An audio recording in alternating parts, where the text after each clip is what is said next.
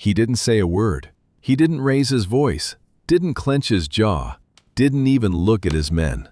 He just reached down, slowly, and pulled the platinum ring off his right hand, then the one off his left, then the titanium band from his index finger. 3 rings. Place them, one by one, on the white linen tablecloth of the restaurant across the street. Clink, clink, clink. His lieutenant, Moon Jae-won, watched those rings hit the cloth and felt his blood go cold. Because in 11 years of working for Kang Min-jun, he'd only seen the rings come off twice. Both times, what followed had changed the power structure of an entire district. But this time was different. This time, it wasn't business. This time, it was because a woman across the street was on her knees on a public sidewalk, and the man standing over her was her ex-husband, and 200 people were watching, and not a single one of them was moving. What Kang Min-jun did in the next 4 minutes didn't just ruin one man's life. It rewrote the rules of what it meant to humiliate someone in his city. And the woman on her knees, the woman everyone had already decided wasn't worth saving, was about to discover that sometimes the most dangerous man in the room is also the only one willing to stand up. Stay until the very end, because the reason those rings came off will break you. Before we get started, smash that like button, subscribe, and drop a comment telling me where you're watching from. Now let's get into it. Adrienne Cole had rebuilt her life in 3 years. That's not a metaphor. She'd literally rebuilt it. Brick by brick, paycheck by paycheck, tier by tier, until the woman she used to be, the one who flinched when doors closed too hard, who apologized for existing, who'd forgotten what her own voice sounded like when it wasn't whispering, was someone she barely recognized anymore. 3 years ago, she'd arrived in Seoul with a suitcase, a work visa, and exactly $1,100. She'd left Chicago with nothing except the bruises that Terrence Cole had given her as a parting gift, and the divorce papers she'd signed while her left hand was still in a splint. Terrence had taken everything. The house they'd bought together, his name on the deed. The savings account, his name on that too. The car, the furniture, the friends who'd chosen his version of the story over hers. Even her confidence, especially her confidence. Seoul was supposed to be a fresh start.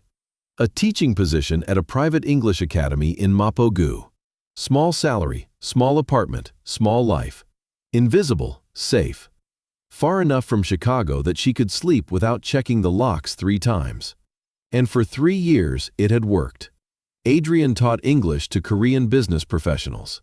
She learned to cook kimchi jjigae from her landlady, Mrs. Yoon, a 70-year-old woman who called her Agu, our African princess, and left soup outside her door on cold nights.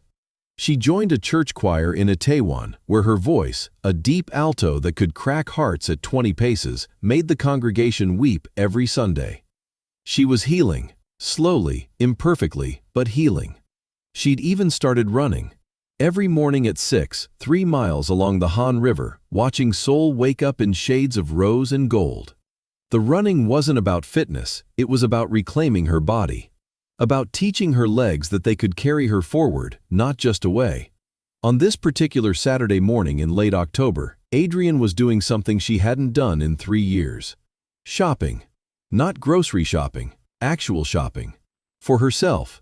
At the Galleria department store in Apgujeong, one of Seoul's most prestigious luxury retail spaces, where the air smelled like money and the sales associates wore expressions that could freeze water. She wasn't there to buy anything expensive. Mrs. Yoon's birthday was next week, and Adrienne wanted to find a nice scarf. Something elegant, something that would make the old woman's eyes light up. Adrienne wore a simple navy dress, flat shoes, and a cardigan she'd bought at a market in Hongdae for 12,000 won.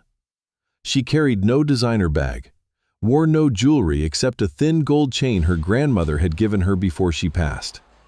She looked exactly like what she was, a woman of modest means navigating a space built for people with immodest wealth.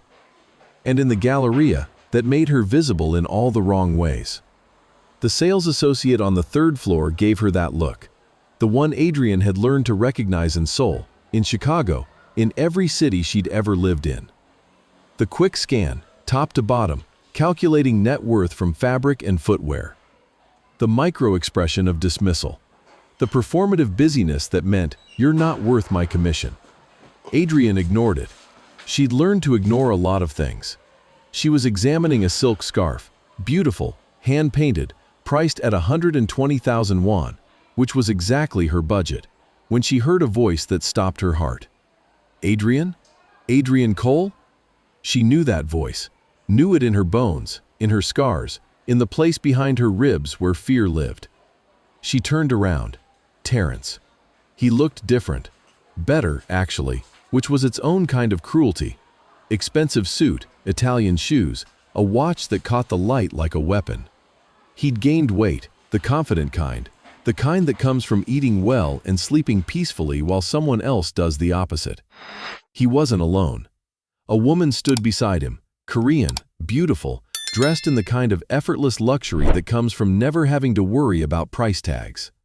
And behind them, two men in business suits who had the energy of people desperate to impress. Terrence's face went through a sequence of expressions in 2 seconds: surprise, recognition, and then, the one that made Adrian's stomach drop: contempt. Well. His voice carried across the department store floor with the ease of a man accustomed to being heard. Adrian Cole, in Seoul of all places. Adrian's throat closed. 3 years of healing, 3 years of therapy, of running, of rebuilding, and his voice undid it in 3 seconds. "It's Williams now," she managed. She'd taken back her maiden name. Adrian Williams. Terrence laughed, not the kind of laugh that shared joy, the kind that took it. Williams, right. He looked her up and down. The same scan the sales associate had done, but weaponized. The navy dress, the flat shoes, the cardigan. Still shopping at the same places, I see. Don't engage. Walk away. Mrs. Yoon's voice in her head. When a dog barks at you, you don't bark back. You keep walking. I'm doing well, Terrence. I hope you are too. She turned back to the scarf display. Doing well? He laughed again, louder this time, performing for the business associates behind him. You left Chicago with nothing and ended up teaching English in a foreign country. That's not doing well. That's surviving. Barely. The sales floor had gone quiet. Other shoppers were listening, some pretending not to, some not bothering to pretend. I have to go. Adrian picked up the scarf and turned toward the register. Terrence stepped into her path. You know what's funny? His voice dropped.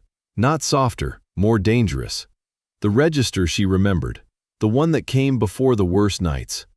I just closed a deal worth 200 million won. I'm about to sign a partnership with one of the biggest construction firms in Seoul. And my first wife, the one I actually married, is still wandering around department stores she can't afford, buying scarves for old ladies. His hand closed around her wrist. Not tight, not yet, but enough. You were always small, Adrian. That's why I left. You think too small. You dream too small. You are too. Let go of me. Her voice came out stronger than she expected. 3 years of running had given her something she didn't know she'd earned: volume. But Terrence didn't let go. His grip tightened, his jaw set. The business associates behind him shifted uncomfortably. The Korean woman on his arm looked away. Don't embarrass me. The whisper was for her alone. Not here, not in front of them. He pushed, not hard, not visibly violent, just enough to make her step backward, off balance, until her heel caught the edge of a display stand and she went down. The scarf fell from her hands, her knee hit marble, her palm caught the floor. And 200 people in the Galleria department store in Apgujeong watched a woman fall to the ground and did absolutely nothing.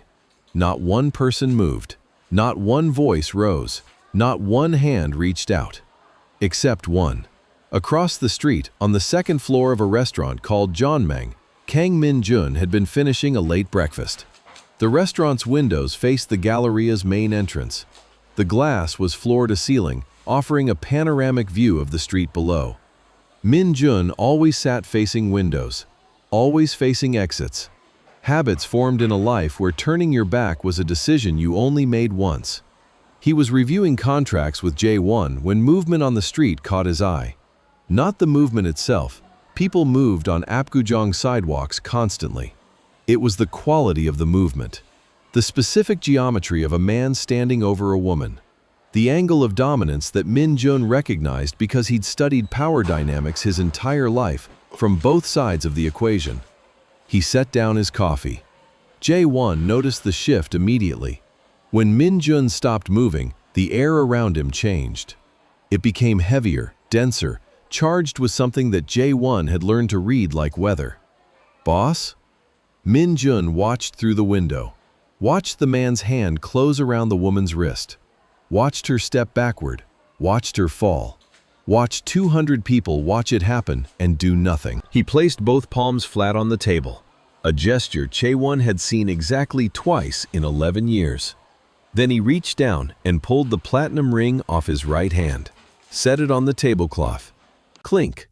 The titanium band from his left index finger. Clink. The black signet ring from his left hand. Clink. 3 rings, 3 sounds, 3 promises of what was about to happen. Boss. Jae-won's voice was careful. Who is she? I don't know. Min Jun stood, buttoned his jacket with one hand. His voice was level, unhurried, absolutely terrifying in its calm. It doesn't matter. We don't know the situation. It could be. I know the situation. A man just put his hands on a woman in public and she's on the ground and no one is helping her. Min Jun walked toward the door. That's the only situation I need to understand. Jae-won exhaled once, then followed. They crossed the street in 12 seconds. Min Jun didn't hurry. He never hurried. The speed of his walk was its own communication, the pace of a man who had never in his life needed to run toward anything, because everything that mattered waited until he arrived. The Galleria's doors opened with a soft electronic chime. On the 3rd floor, Terence was still standing over Adrian. She'd pulled herself to sitting. Her palm was raw from the marble. Her knee ached. But she wasn't crying. She'd stopped crying for Terence Cole 2 years ago. Get up. Terence adjusted his cuffs. He was already rewriting the narrative in his head.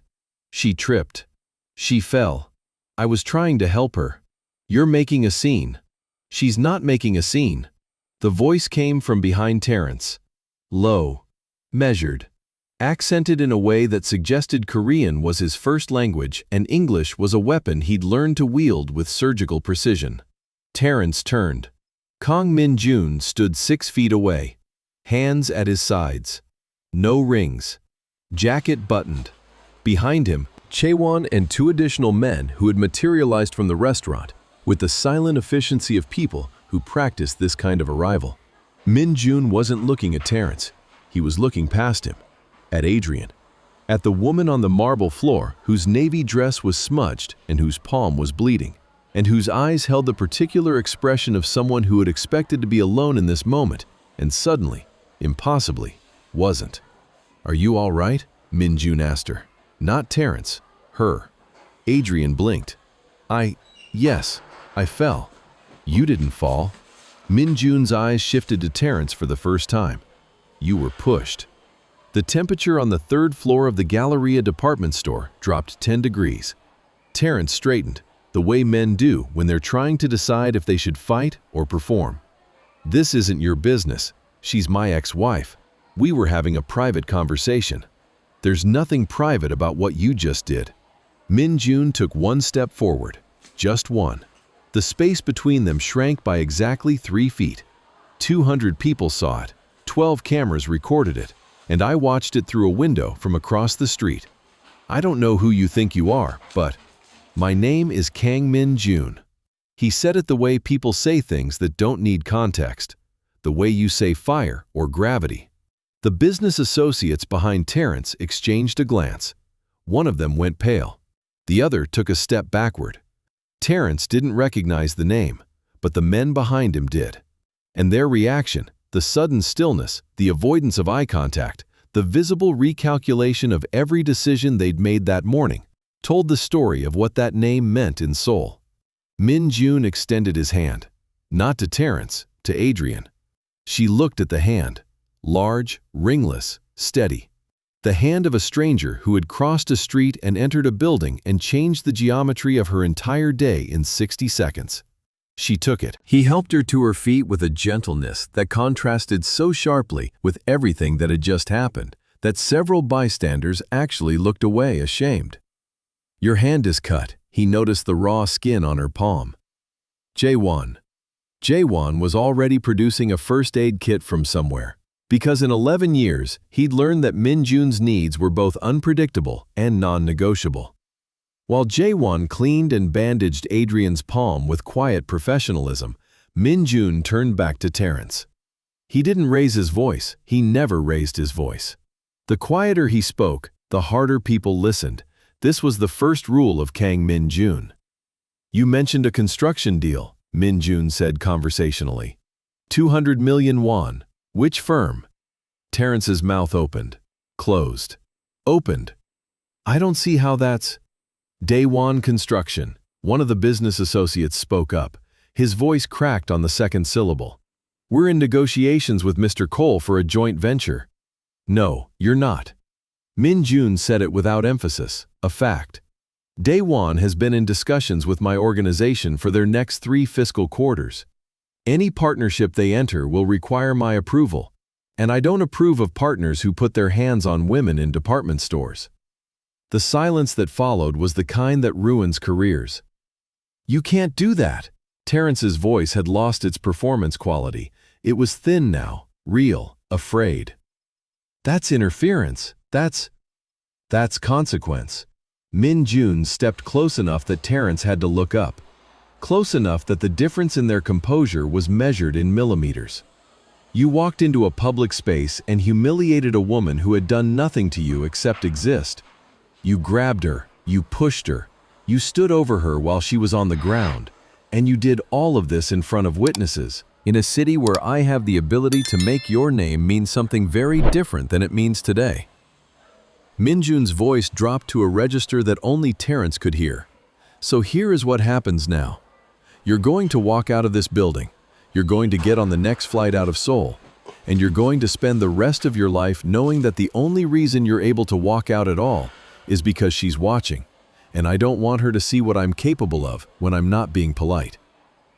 Terrence looked at Minjun's hands, ringless, bare. He looked at Jaewon, at the 2 men by the door, at the business associates who were already backing toward the exit. He left. He didn't say goodbye, didn't apologize, didn't look at Adrian. He just turned and walked toward the elevator with the particular pace of a man who had been told something that rearranged the architecture of his reality and needed to leave the building before it collapsed on him. The Korean woman who'd been on his arm was already gone.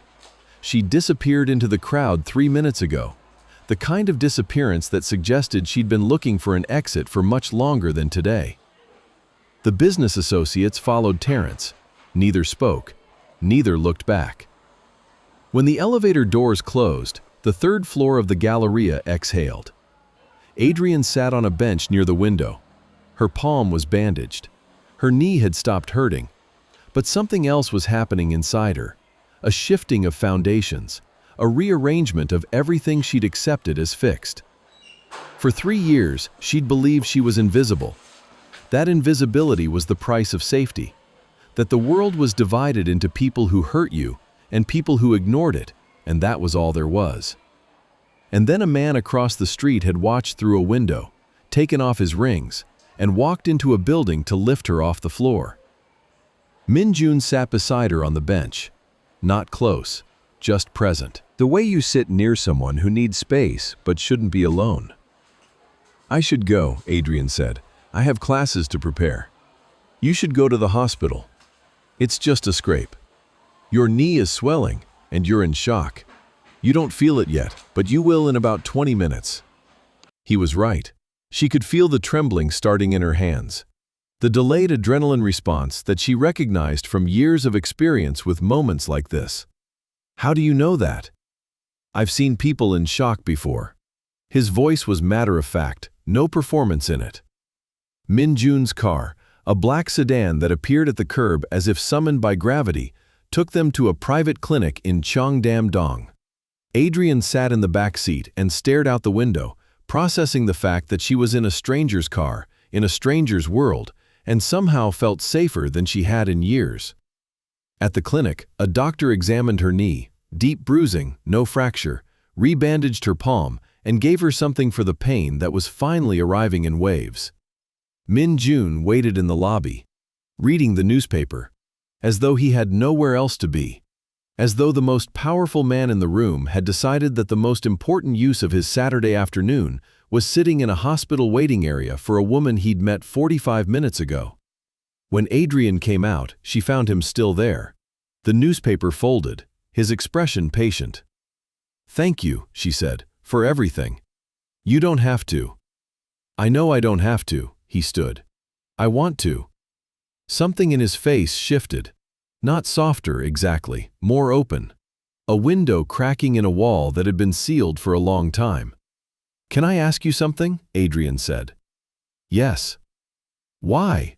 You were across the street. You could have looked away. Everyone else did." Min-jun was quiet for a long moment. Long enough that Adrian thought he might not answer.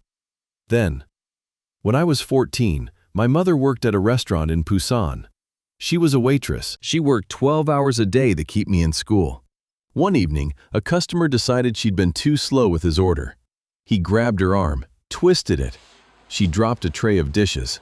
His voice didn't change. The words came out level, controlled. But his hands, those ringless hands, closed into fists at his sides. The restaurant was full, 30 people. Nobody moved. Nobody said anything. The owner told my mother to apologize to the customer. She did. She apologized for being grabbed. She apologized for dropping the dishes. She apologized for existing in the wrong place at the wrong time. He looked at Adrian directly. "I was 14. I was bussing tables in the back. I heard everything. And I was too young, too small, too afraid to do anything." He opened his hands, looked at them. "I'm not 14 anymore. I'm not small. And I am never, ever too afraid to do something." The words settled between them like something permanent, something that didn't need to be built or earned or negotiated, just recognized. "The rings," Adrian said quietly. "Why did you take them off?" "Because my mother gave me the first one when I turned 20. She said, 'Wear this and remember where you came from.' And I do. But when I need to act, when I need to be the person I promised myself I would become, I take them off. Because what I'm about to do isn't about where I came from, it's about who I chose to be." Over the following weeks, Adrian learned the shape of Kang Min-jun's world, not by entering it, but by watching it extend toward her like a hand. He didn't take over her life, didn't install her in a penthouse, didn't make dramatic declarations. He was, in fact, remarkably undramatic for a man of his reputation. What he did was precise. He had his legal team review Adrian's divorce settlement and discovered that Terrence had violated 6 provisions of their agreement, including asset concealment and fraudulent property transfer. A new attorney, one of Seoul's most formidable, was assigned to her case. Within 3 weeks, Terrence's Chicago assets were frozen pending investigation. He introduced Adrian to the director of a language institute that paid 3 times what her current academy offered. When she protested that she hadn't earned the introduction, he said, "You have a master's degree in linguistics, 12 years of teaching experience, and you speak 4 languages. The only thing you haven't earned is the habit of undervaluing yourself." He ensured Mrs. Yoon received her birthday scarf, the same one Adrian had been looking at in the Galleria. It arrived at Mrs. Yoon's door in a box with a handwritten card, "From Adrian, with love." When Adrian asked how he'd known which scarf, he said, "You were holding it when you fell, I noticed." He noticed things. That was his particular quality, not grand gestures, granular attention. And slowly, carefully, Adrian began to notice things too. The way Min-jun asked about her day and actually listened to the answer. The way he remembered the name of every student she mentioned. The way he never touched her without asking first, not her hand, not her arm, not even a shoulder, because he understood that for a woman who'd been grabbed, choice was everything. They met for tea on Thursday evenings, a small shop in Samcheong-dong where the owner knew Min-jun by name and brought him barley tea without being asked. The conversations were quiet, ranging, occasionally funny. He had a dry humor that caught Adrian off guard, a way of delivering observations with such deadpan precision that the laughter came 3 seconds late, like delayed thunder. She told him about Chicago, about the marriage, about the first time Terrence had raised his hand and the first time she'd stayed and the final time she'd left. She told him about the plane to Seoul, about the $1,100, about learning to run. He listened the way he did everything, completely. And then one evening, she asked the question she'd been carrying for weeks. Min-Jun, in the department store, after Terrence left, you sat on that bench next to me for 45 minutes. You canceled your entire day. Your lieutenant was panicking. You didn't care. She wrapped her hands around her tea. What was that? He looked at her across the table, and for the first time since she'd known him, his expression held no calculation, no control, no strategy, just honesty. That was a man sitting next to a woman who reminded him that the world isn't supposed to look away. That's all. That's not all. No. A pause.